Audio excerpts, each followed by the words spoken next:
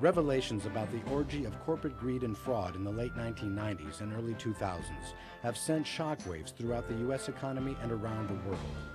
The long-term damage to the most precious commodity in America, trust, is done. But Joe Knight can help us build back that trust by sharing what really happened and how to steer clear of untrustworthy companies. WorldCom was a small company in Mississippi. In fact, a lot of people don't know this, but Bernard Evers, who was the CEO of WorldCom, actually managed a chain of economy hotels before he became the CEO of WorldCom. WorldCom's strategy was very simple.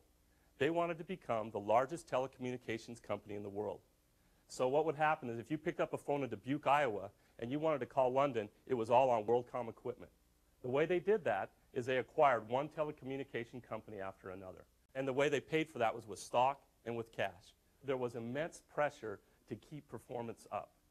First, because the banks wouldn't loan them money if they weren't profitable.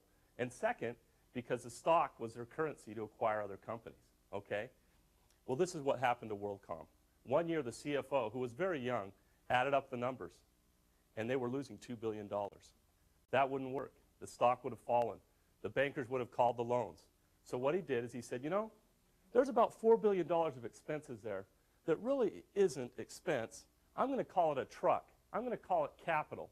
I'm going to put it on the balance sheet so it looks like something that will be depreciated over 10 years. That way I can show $2 billion of profit. And he did that. The stock kept going. The loans kept coming. But you know what happened? The managers in the company made business decisions based on $2 billion of profit. And they continue to hire and to grow the business. The tragedy on that Wednesday in June, on that sunny day, when it was announced that WorldCom had misappropriated $4 billion on their income statement, happened when 20,000 people lost their jobs. And the managers could not make good business decisions because the data that was provided to them by their management was flawed. Accounting, it turns out, is an art, not a science. A lot of people think that accounting is black and white. It's not. Accounting is in grays. It turns out that in finance and accounting, we estimate a lot of things. Sometimes we even guess. Does anybody know how big the generally accepted accounting principles are? 4,000 pages. There are 4,000 pages of rules that govern our profession. Do you realize that Enron found one paragraph in those 4,000 pages to perpetrate the kind of financial fraud that they did? That is exactly what happened. When I was a financial analyst at Ford Motor Company, we used to walk into one of the marketing manager's offices to present financials. And I remember as a young analyst, I came with my colleagues, and we'd sit down across the desk from this marketing manager and his staff. And we'd pass out our black financial books. And I remember that first meeting. He sat at the end of the table, and he looked at us kind of grim. And he said, before I open these books, I want to know how long and at what temperature.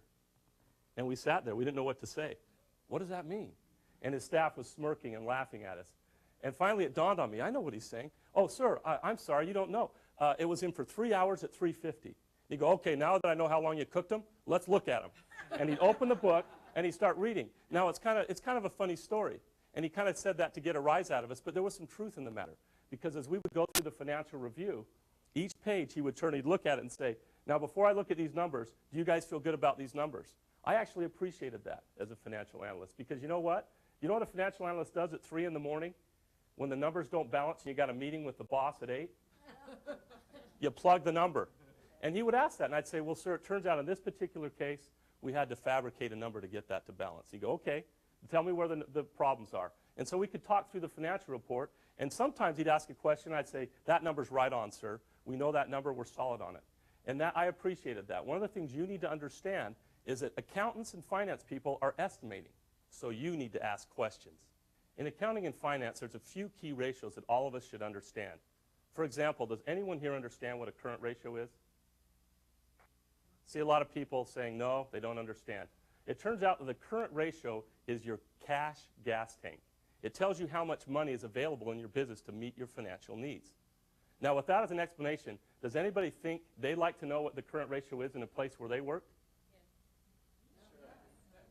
I guess if there's cash in the tank, the company has enough to pay me. That's exactly right. It turns out that everybody likes to get paid. And unfortunately, the way we get paid is by making money in our business. That's how it works, okay? I own a small business.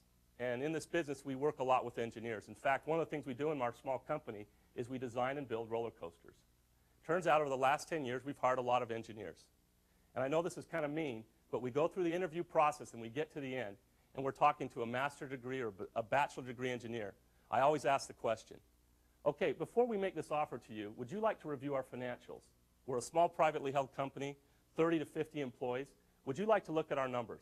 Does anyone want to guess how many people have taken me up on that offer? That's right, none, not one. And so I always follow that up with a second question. Would you like to know if we have enough money to make payroll next Friday? And they always say, well, if I'm going to be moving my family out here, I think that would be pretty important. And they do want to know that. And so you come back to the point, why do we go to work in companies and we don't even understand the numbers? We don't know where they came from, and we don't understand them. It's really simple, accounting and finance. We just use a lot of different terms to confuse people. All we do is add and subtract, and when it gets very sophisticated, we multiply and divide. Okay? That's all there is to it. So if you can understand the terms, you can avoid becoming a victim, and that's what's important.